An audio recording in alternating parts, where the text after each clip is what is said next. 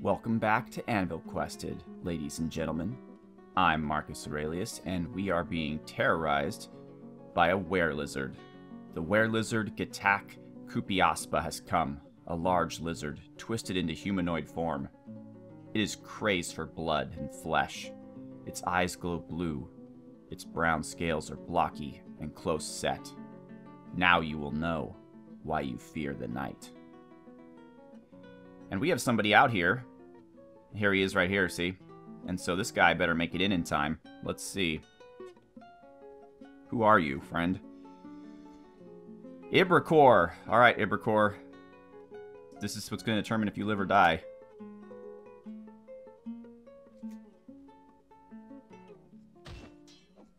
Okay. Ibrakor is safe.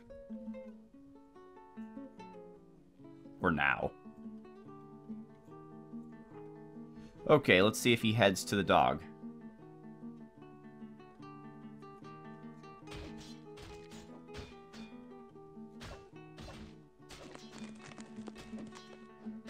Okay, he's just hiding out there underneath the... Well, that's no good. There we go. There we go. Alright, he is rethinking his strategy. Oh boy, who are you? Ash. Way to go, Ash. Way to go. Alright, military alerts. Civilians, danger. Let's get everybody's safety. No, I don't want to... What the heck? Hey, we shot a Kia up in the tree, and there's its corpse. Just sitting nicely up there in the branches. Alright. Alright, so... no. What we need is we need Gordosh to move here. And Bumchafes to move here. But before we go any further, let's profile a dwarf. So we now have 171 named dwarves. Number 23.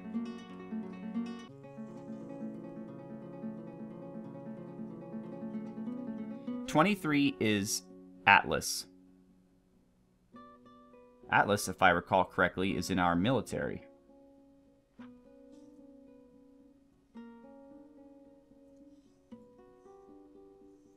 Oh, by the way, in case you were wondering, it's like the beginning of autumn, the dwarven equivalent of June, in the same...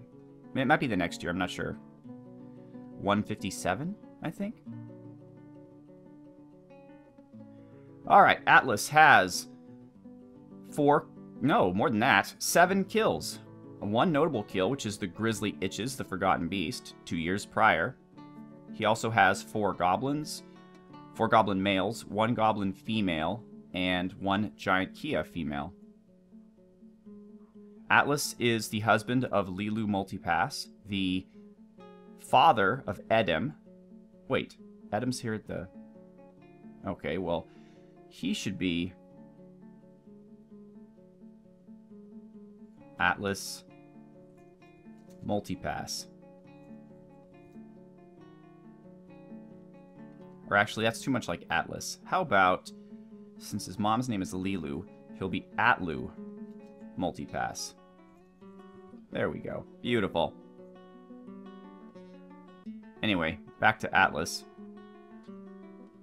He is the older brother of Thelron Donnerfost, the nephew of Gordosh and Gustav and Romulus, the nephew also of Ray Joseph, Crackshot,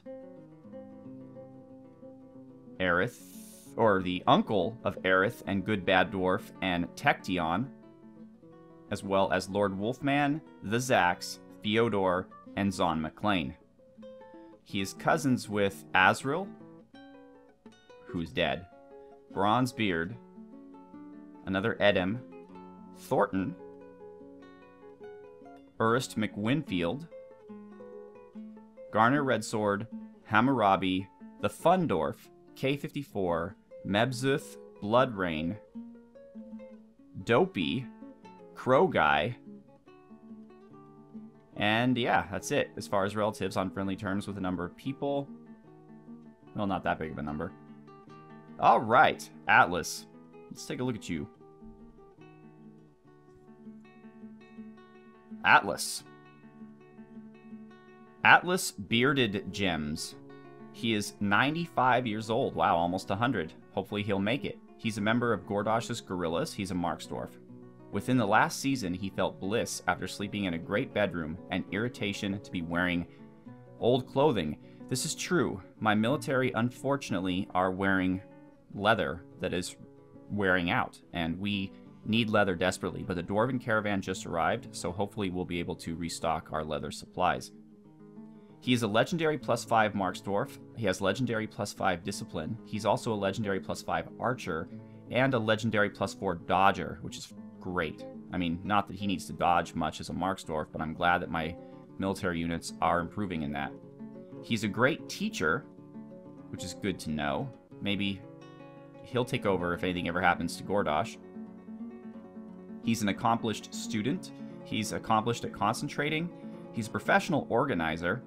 And he's a talented striker, fighter, wrestler, and a skilled armor user and shield user. Now, those I wish were better. It's very, very slow and hard to get people up to legendary in shield use and armor use unless you use a danger room, which I'm not doing. In this Let's Play, a lot of people are accusing me of doing cheesy things, such as how I play with the hatch covers and stuff like that, and how I take away the bad emotional stuff. But I consider those to be bug fixes, because I consider the problems that result as of not using them are bugs in the game, and hopefully not the way the developer intends the game to be when it's complete. However, a danger room I consider to be a pure exploit.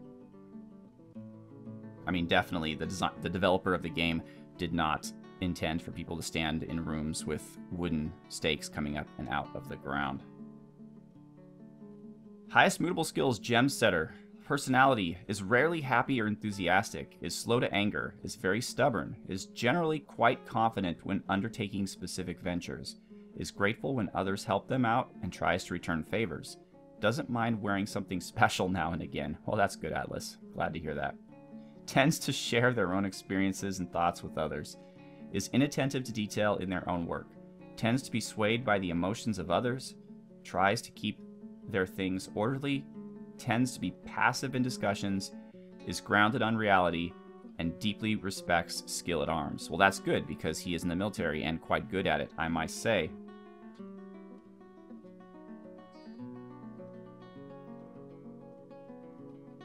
Oops. He is muscular. His sideburns are clean-shaven. His long mustache is neatly combed. His very long beard is neatly combed. His medium-length hair is braided. His nose bridge is slightly convex. His somewhat short ears are somewhat broad. His hair is chestnut with some gray. His skin is copper. His eyes are copper. He is absolutely inexhaustible, amazingly agile, quite durable, and strong. Perfect for our military. He likes limonite, aluminum, red spinel, elephant seal leather, the color mauve taupe, amulets, and impalas for their mighty leaps. When possible, he prefers to consume kia, parsnip plants, and 2-grain wheat beer. He absolutely detests bark scorpions. And that is Atlas. Alright, well, back to defending our fortress from certain doom. Okay, if I were you, buddy, I would run. I would run very fast. I'd run faster than that, honestly. Ash. Alright, here he comes.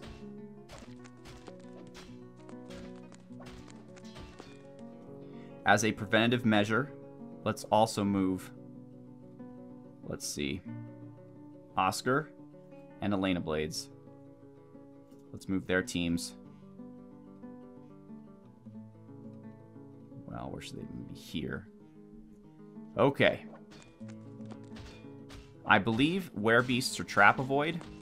Oh, by the way, these red traps here are some weapon traps I put in the hallway. I didn't want to go... What's wrong? Oh, the stray war dog has been found dead. Yes, I understand. I did not want to put too many weapon traps. I didn't want it to be cheesy. So you can put 10 weapons in each weapon trap. I only did 5, and they're mixed. Some of them are spikes. Some of them are large spiked balls. Some of them are giant axe blades. And some of them are serrated saw blades. but only 5 per each. And it's just a little hello and welcome to the fortress for any goblins that show up, and trolls. Alright. Hopefully our squaddies are up here. Okay. A few of them are anyway. He deftly avoided our traps, and now he's just getting attacked. Wow, were-lizards are pretty powerful fellows.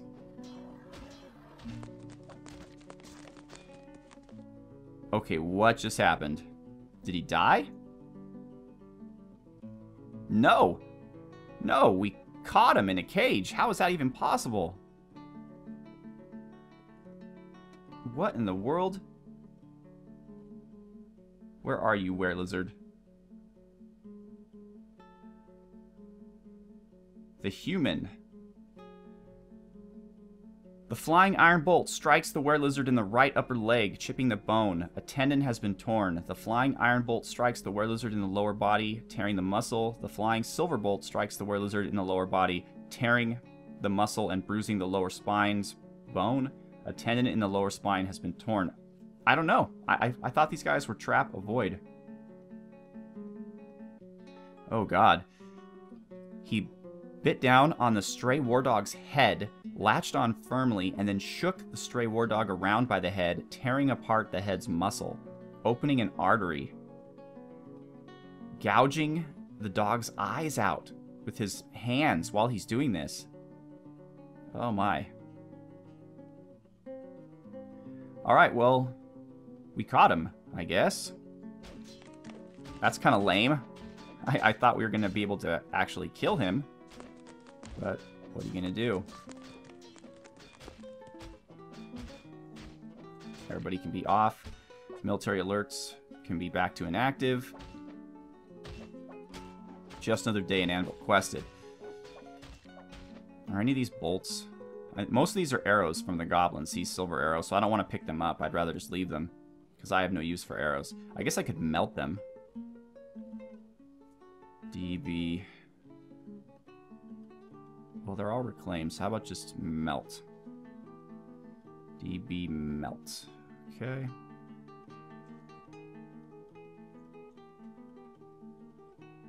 Alright, so they're set to be melted when my dwarves get a chance, which probably won't be for a while because my dwarves are very busy. But let's go back up to... Well, let me quickly show you what has transpired in the 7 months or so since I've seen you last. Oh, yes. We have a mood dwarf, by the way. Then that is... Where are you? That is Crazy Man. Crazy Man has gone in a mood in a metalworker's workshop. Minkot. The world is the same as ever. So in the past year, nothing at all has happened in our civilization. Alright, same old, lots and lots of leather. More leather than we could possibly ever use in a lifetime, because my military dwarves are getting kind of pissed off that they don't have good clothing. There we go, just leather us up. Alright. Wood we're plenty of. Maybe gold bars. Seeds of everything. I don't know why, but we keep running out of seeds. It seems like we have thousands upon thousands of them, but we keep running out. Bolts. And I think that really should be it. We have plenty of pets.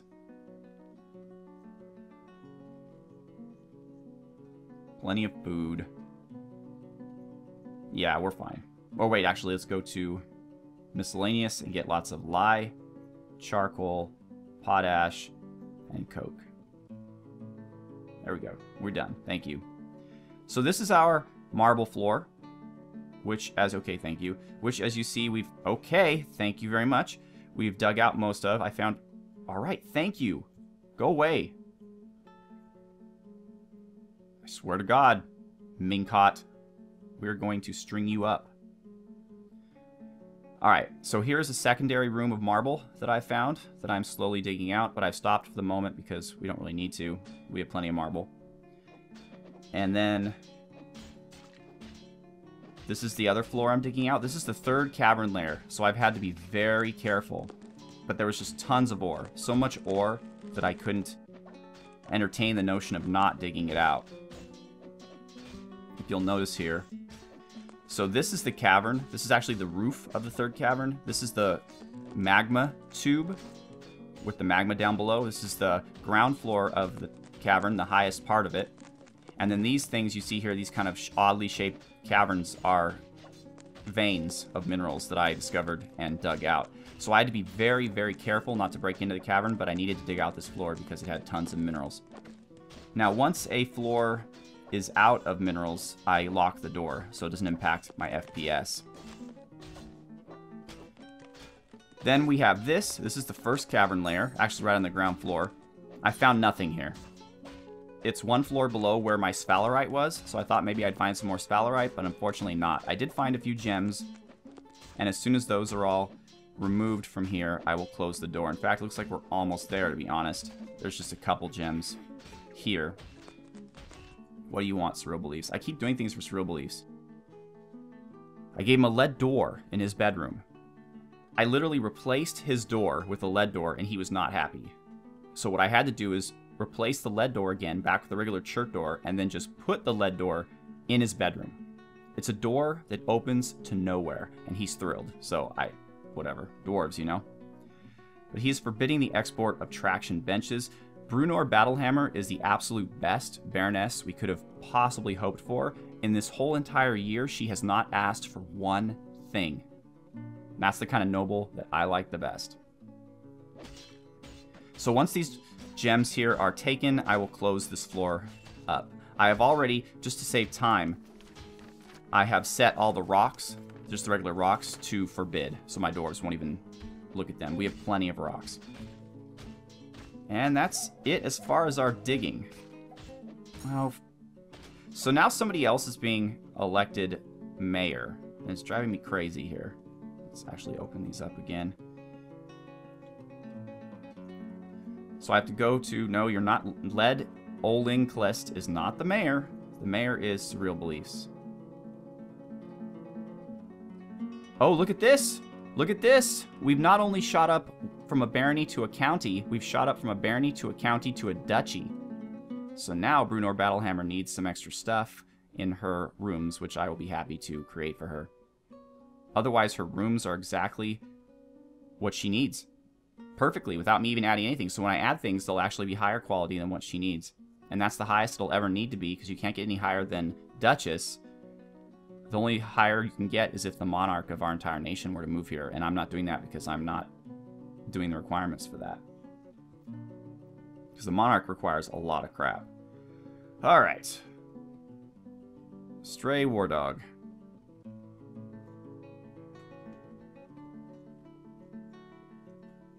And we have to remove them from here. Okay, pen pasture information, Stray War Dog. As you can see, my poults are growing up, and we have hens laying even more eggs for even more poults. I'm going to show you real quick down in the project. My science is over. Mushroom trees will not grow, even if you have plenty of vertical space. They will not grow in an area that you control. They will, however, regrow in a cavern layer where they already existed. So if you cut them down, they will regrow, but you cannot get them to grow. Even though this is 4 Z levels high, mushroom trees will not grow. Look at my neat little farm here. I have yaks, water buffaloes, llamas, and alpacas. They're getting sheared constantly. In fact, all the clothes that Fyodor and I believe it's Blekto Bagum are making for this fortress are all yarn, meaning they're out of the wool that we shear from these animals. They are not from the pigtail fibers. Even though we have these huge pigtail farms, for some reason we just never have enough pigtails. I don't know where they're all going, to be perfectly honest with you. I also create a soap stockpile here by our wells because I was under the impression that dwarves would go in here and clean themselves, which not one dwarf has done in the year since I've done this, or the 6 months or so since I've done this. So it seems like kind of a waste. But here's my water room and my soap stockpile. So if you know a way to get this to work and get the dwarves to actually use soap, by all means let me know, and I'll be happy to do that. All of my hospital rooms have traction benches. Oh, we do have one new artifact, this bed, which I have placed here.